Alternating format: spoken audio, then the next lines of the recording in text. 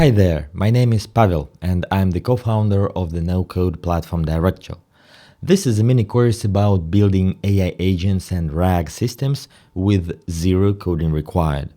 Everything I'm going to show you can be done by anyone. You don't need to be a developer as long as you can work with visual tools on Directual. Let's go!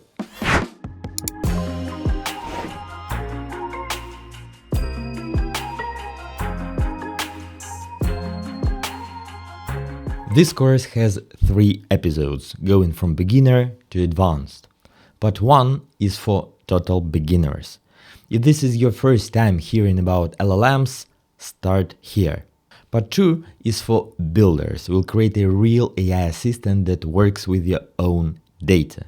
Part 3 is for power users. We'll dive into chunking, structured output, custom chain of thought, and even show how to run the whole system locally on your own hardware.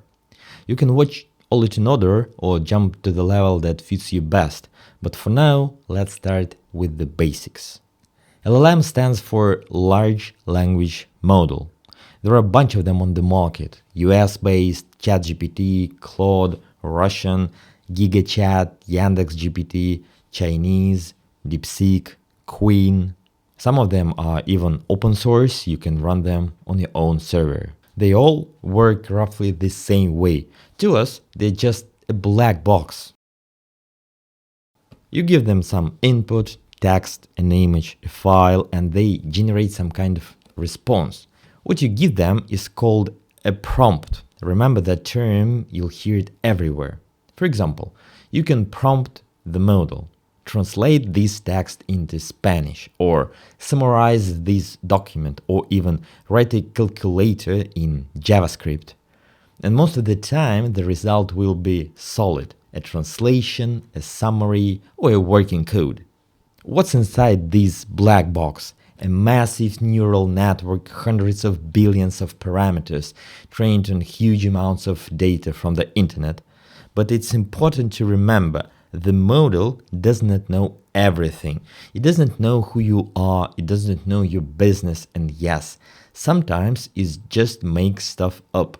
It's called hallucination. We'll talk about it in a second. LLMs can be used in tons of tasks: customer support, internal assistance, content generation, searching across internal docs or knowledge bases, translating instructions, collecting feedback, even generating reports automatically.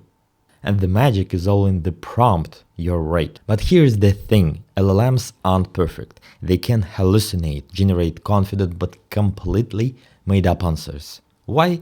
Because they don't look up information, they don't Google, they don't check Wikipedia, they just continue text based on statistical patterns. Here is a fun example. You ask, what books did Shakespeare publish in the 20th century? And the LLM says, with full confidence, in 1923 William Shakespeare published a play called The Queen's Tragedy. Sounds legit, right? Except Shakespeare died in 17th century. That book never existed, but it feels real, and that's the danger. To deal with this, people use something called RAG, Retrieval Augmented Generation. That's when we feed the LLM actual relevant data and have it generate answers based on that. We'll cover RAG in episode 2. And in part 3, we'll talk about how to catch and control these hallucinations. Alright, enough theory, let's build something real. We're going to make a simple web app that helps you pick a movie for tonight. The user types a request and the LLM will analyze it and suggest 3 good options. We'll connect the LLM via API. That's how Directual talks to any language model. You'll need an API key. You can get it from the LLM's provided dashboard. In this example, we'll use ChatGPT from OpenAI, the most popular model right now. Let's start with a quick look at how popular LLMs work in a browser and ask them what Directual is. We'll try this in ChatGPT and DeepSeek. Be sure to turn off web search in the settings, it's not available via API. And as you'll see, the models already know about the platform. Now let's head over to Directual.com, sign up or log in. Create a new app, for example using the Pro plan. The first month is just $1, and there is also a free 2-week trial on the startup plan. I won't go deep into how the database, UI and scenarios work. That's all covered in our free Directual 101 course available on the website under Learn. Here is the quick version. Create a new data structure called requests. Each object will have a text field for the request and a link to the app user's data structure. By the way, app users is a built-in system structure. Let's create a test user. The ID is the login and the password is stored encrypted. Next, create a web page called Recommend Me a Movie. Go to your app menu settings and add this page to the menu. Remove the default pages from this template. You can also customize the mobile layout with a slider menu or tabs, but for now we'll leave it as is. And let's make this new page the default landing page for all users. Add a multi-step form component. This sends data via post. We'll create an API endpoint for the request structure.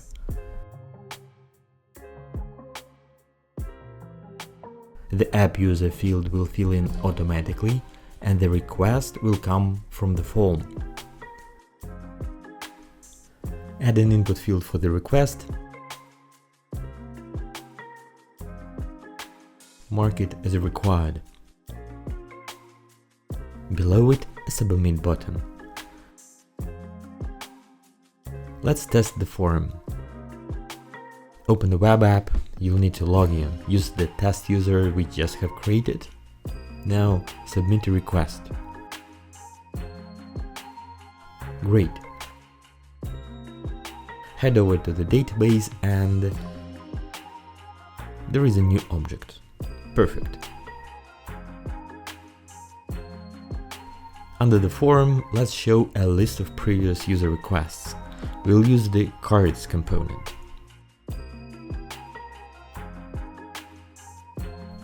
It performs a get request with a filter, show only requests where the user field equals to the current app user.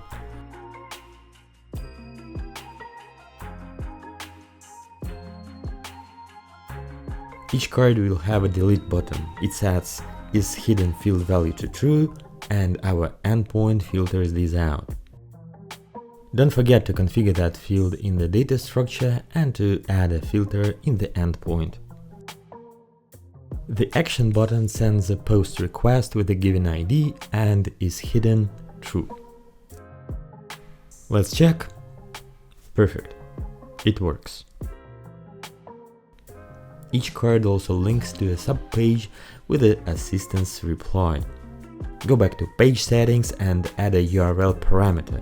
This will be our subpage ID. On the subpage, we'll show the request and the LLM's response.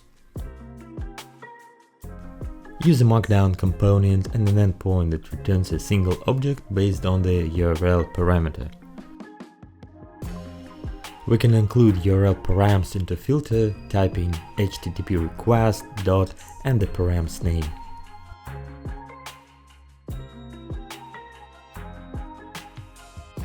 If there is no response yet, we'll show a loading state. AI is thinking.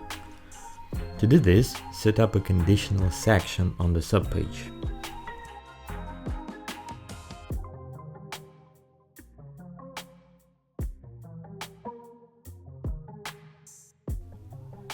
Before we configure the logic, go to the plugin marketplace and install two plugins. The ChatGPT plugin, you can use OpenRouter 2, it's a model aggregator, and Socket.io plugin. It lets us update the frontend directly from the backend scenario. Now the logic. We'll need two scenarios. The first, asynchronous one, tied to the API endpoint from the form. Synchronous means the endpoint waits for the scenario to finish before returning a result. This scenario gets the newly created object and uses the API response tab to direct the user to the subpage using this ID. This is explained in detail in the multi-form documentation. The second, an asynchronous one. It runs in the background, doesn't hold up the endpoint, and calls the LLM using either an HTTP request or ChatGPT plugin. We'll use the plugin here. It saves the result to response field. For this step, we'll use a simple prompt that includes the request text, the tone or style of response, and the desired format. Once we get the answer, the scenario updates the UI using socket event and sends a notification to the user. Just provide the user ID, event name, alert, and the message. Alright, let's try it out. I'd love to watch an old Soviet comedy. Wait a few seconds. Boom! The AI gives us a recommendation. Awesome! What we've built here is a real web app with an AI assistant running under the hood. I'll include a link to a snapshot of this app in the video description. You can input it and study at your own pace. Just create a new app, go to versions, click input and load the snapshot.